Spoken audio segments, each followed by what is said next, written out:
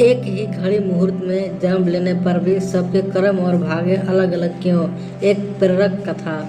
एक बार एक राजा ने विद्वान ज्योतिषियों की सभा बुलाकर प्रश्न किया। मेरी जन्म पत्रिका के अनुसार मेरा राजा बनने का योग था। मैं राजा बना, किंतु उसी घड़ी मुहूर्त में अनेक जातकों ने जन्म लिया होगा जो राजा नहीं बन सके। क्यों?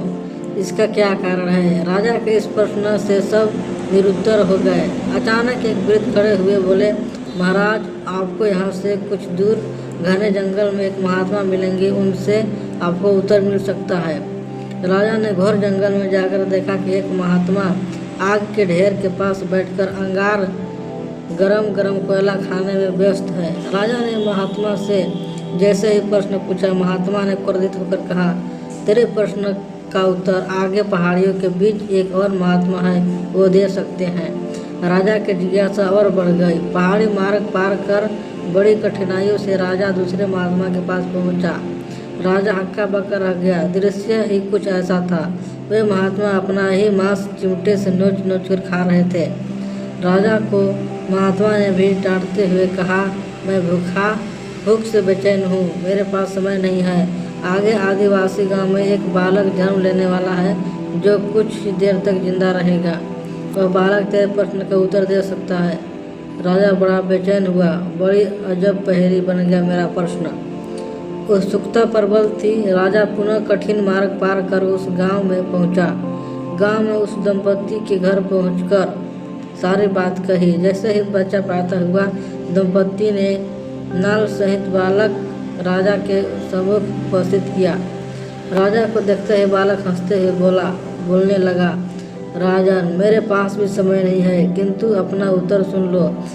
तुम, मैं और दोनों महात्मा 7 जन्म पहले चारों भाई राजकुमार थे। एक बार शिकार खेलते खेलते हम जंगल में 3 दिन तक भूखे प्यासे भटकते रहे। अचानक हम चारों भाइयों को आटे की एक पोटली मिली। हमने उसकी 4 बाटी सेकी। अपनी अपनी बाटी सेक कर खाने बैठे ही थे कि भूखा प्यास से तपते हुए एक महात्मा वहां आ गए। अंगार खाने वाले भैया से उन्होंने कहा, बेटा, मैं 10 दिन से भूखा हूँ, अपनी बाटी में से मुझे भी कुछ दे दो। मुझ पर दया करो, जिससे मेरा भी जीवन बच जाए। इतना सुनते ही भैया गुस्से से भड़क उठे और बोले, तुम्हें दे दूंगा तो मैं क्या खाऊंगा? आग, चलो भाई, भागो यहाँ से। वे महात्मा फिर मांस खाने वाले भैया के निकट आए, उनसे भी अपनी बात कही, किंतु उन भाइयों ने भी महात्मा से गुस्से में आकर कहा कि बड़ी मुश्किल से प्राप्त ये बाटी तुम्हें दे दूंगा तो क्या मैं अपना मांस नोचकर खाऊंगा? भूख से लाचार वे महात्मा मेरे पास भी आए, मुझसे भी बाटी मांगी, किंतु मैं भी भूख में धैर्य होकर कहा कि चलो आगे बढ़ो, मैं क्या भूखा मरूं? अंतिम आशा लिए वो महात्मा, हे राजन, आपके पास भी आए, दया की याचना की। दया करो। दया करते हुए खुशी से आपने अपनी बाटी में से आधी बाटी आदर सहित उन महात्मा को दे दी। बाटी पाकर महात्मा बड़े खुश हुए और बोले, तुम्हारा भविष्य तुम्हारे कर्म और व्यवहार से फलेगा। बालक ने कहा, इस प्रकार उस घटना के आधार पर हम अपना अपना भोग रहे हैं। और वो बालक मर गया। धरती पर एक समय में अनेक फल फूल खिलते हैं, किंतु सबके रूप, गुण, आकार, प्रकार, स्वाद भिन्न होते हैं।